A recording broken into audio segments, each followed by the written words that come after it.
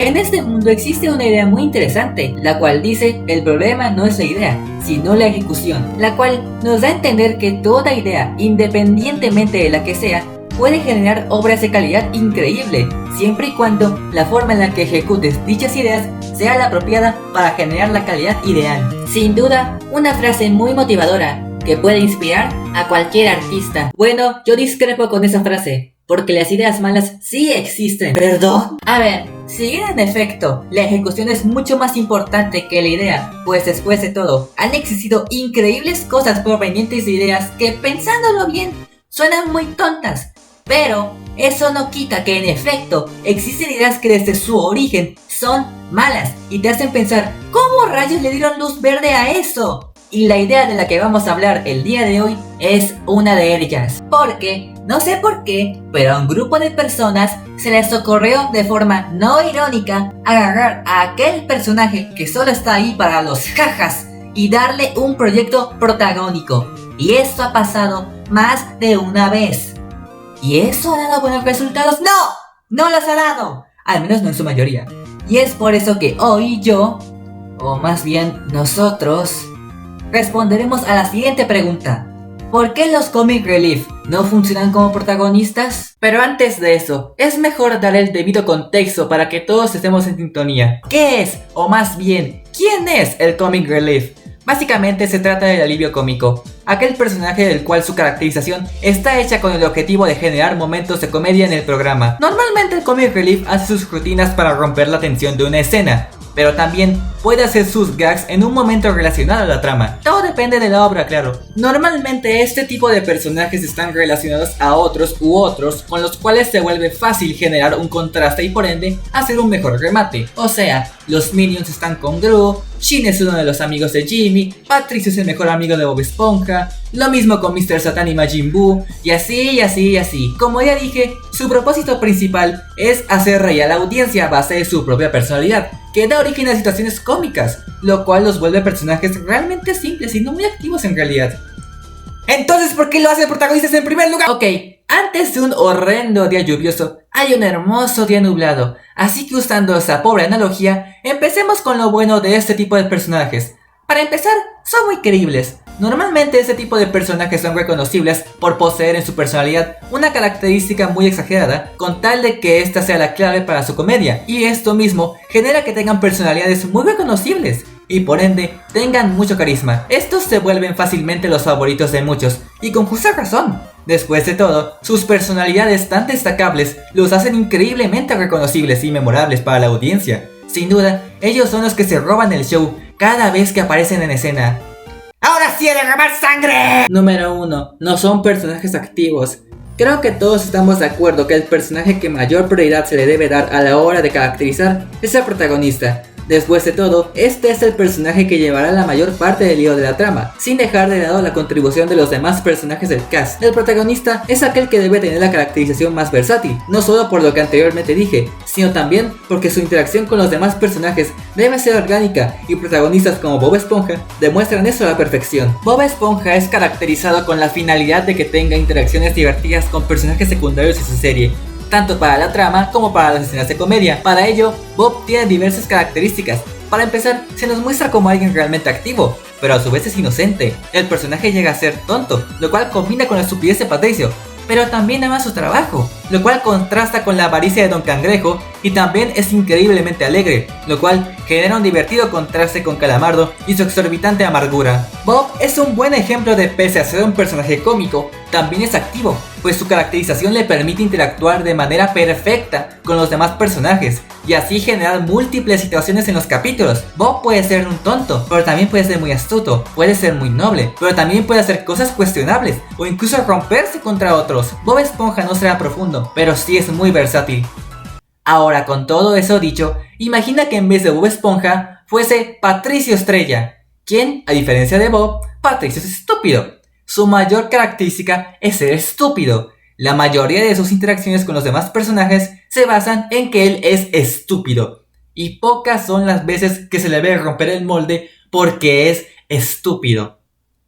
Ya se dieron cuenta del problema, ¿no? Patricio no es un personaje activo, o por lo menos no lo es al nivel de Bob Esponja. No posee una caracterización tan versátil, pues su personalidad recae en únicamente un gag: ser estúpido. Obviamente han salido varias escenas memorables que incluyen al personaje, pero esto no es solo por Patricio, sino también por los demás personajes que se involucran en la escena, ya sea como Bob Esponja u otros que le ayudan a complementarse. Pero incluso con ellos, Patricio siempre tendrá la misma base: ser estúpido. Y no solo es Patricio, se los pongo de esta forma: no hay otra característica destacable en Shin que ser estúpido. No hay otra característica destacable en los Minions que el hecho de que se comportan como niños hiperactivos. Y lo único que se puede llegar a destacar de Mr. Satan, más allá de ser un fanfarrón, es que él tiene un buen corazón. Estos personajes no están hechos para funcionar en interacciones y situaciones diversas de forma constante como lo haría el protagonista, porque su caracterización tan simple no da para eso. Y eso da paso a... Número 2. Son ponis de un solo truco. Esto es algo muy relacionado a lo anterior. El hecho de que sean personajes tan simplones no solo los limita a la hora de ser manejados en la historia, sino también a la hora de hacer sus gags, porque todos parten de la misma base. Los gags de Shin y Patricio tienen como base que son estúpidos. Los gags de los Minions siempre tienen como base que son caóticos. Los gags de Mr. Satan siempre parten de la base que es un querudo, y así con demás personajes. Esto no es algo malo realmente, pues ese es su propósito. Sin embargo, esto no aplica cuando alguno de estos personajes obtiene un rol protagónico, pues simplemente no va acorde con su caracterización. Así que para llenar el espacio que ellos no pueden llenar de forma natural,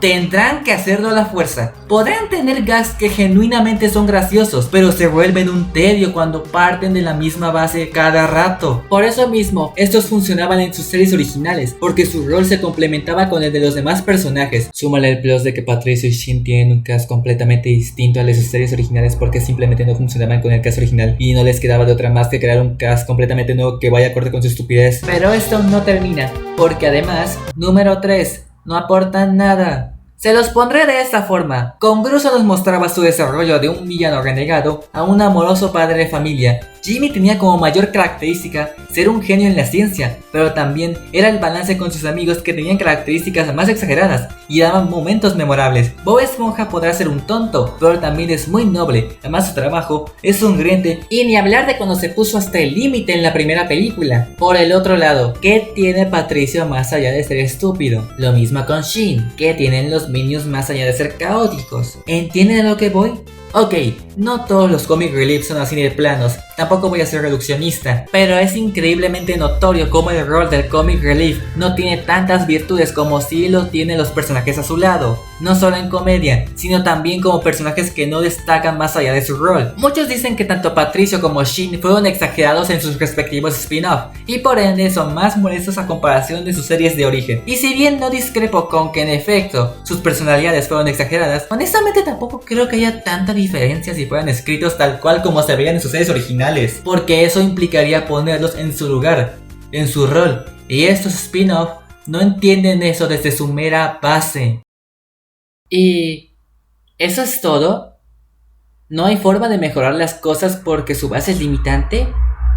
En mi más sincera opinión y con todo lo que he dicho, no concuerdo. Si bien es cierto que la base es limitante, pues su rol no posee una caracterización tan dinámica como la que tiene el prota, no quiere decir que no se pueda hacer bien. A lo largo del video, he estado hablando de proyectos que tienen al comic relief como protagonista y que al final dieron un resultado deplorable. Sin embargo, eso no quiere decir que no existan ejemplos en donde esto haya salido bien, y este es uno de ellos. Pero primero, recordemos a la película de Disney, Las locuras del emperador. Una película que si bien está lejos de ser de las mejores de Disney, es legítimamente memorable. La historia del emperador Cusco, un emperador con un ego tan subido debido a su título, que no tiene ningún remordimiento en mandar al demonio el hogar de un pobre campesino. Pero tras el hechizo de una arrogada resentida y su asistente, se termina convirtiendo en una llama, lo cual lo hace tener una desafortunada aventura de vuelta a su templo, junto a aquel campesino con el cual aprenderá a ser más humilde y comprensivo. Está lejos de ser una gran película comparada con las demás del catálogo del ratón, pero si es tan recordada es por lo increíblemente divertida que es, la amargura de Isma, el carisma de Cusco,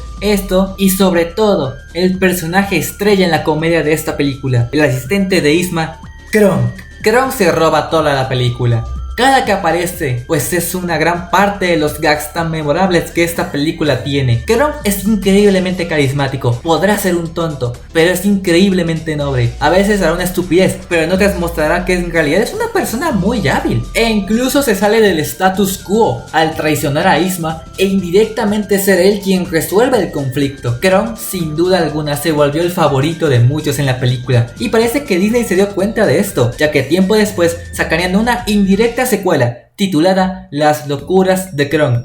Así es, una película la cual toma el comic relief y lo vuelve protagonista. Y aún así, el resultado fue más que agradable. Si bien las locuras de Kronk no están al nivel de las locuras del emperador, pues el que hace la primera película era más versátil, tanto Kronk como el resto de personajes que se mantuvieron y los nuevos son orgánicos en lo que nos cuentan. Y eso gracias al propio Kronk, ya que si bien Kronk es un comic relief, la ejecución lo volvió un personaje realmente interesante. Para empezar, Kronk sí es activo. Ya había dicho como en la primera película, si bien Kronk tiene una base, él no depende de esta, pues se le ve en múltiples ocasiones demostrando diversas características que contribuyen a su personaje, en lugar de ser mostradas como una excepción a la regla. Así que ya había una base ciertamente sólida con la que partir, y esto lleva a que Kronk no es un pony de un solo truco.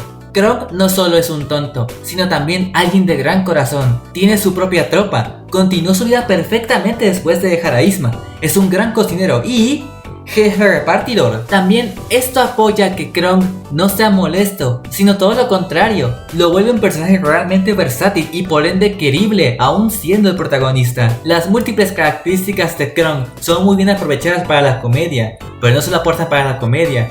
Y eso va en relación a que Kronk sí aporta. Se los pondré de esta forma. Kronk puede pasar de esto. ¿Esto sirve en serio? Oye, ¿esto sirve en serio? Claro que sí, inútil. ¡Claro que sí, inútil! A esto. Me engañé, papi. Solo quería verte orgulloso de mí. Yo solo quería ver esto. Pero lo único que me diste fue... Sí, eso. Soy un fracaso. La verdad es que no tengo nada.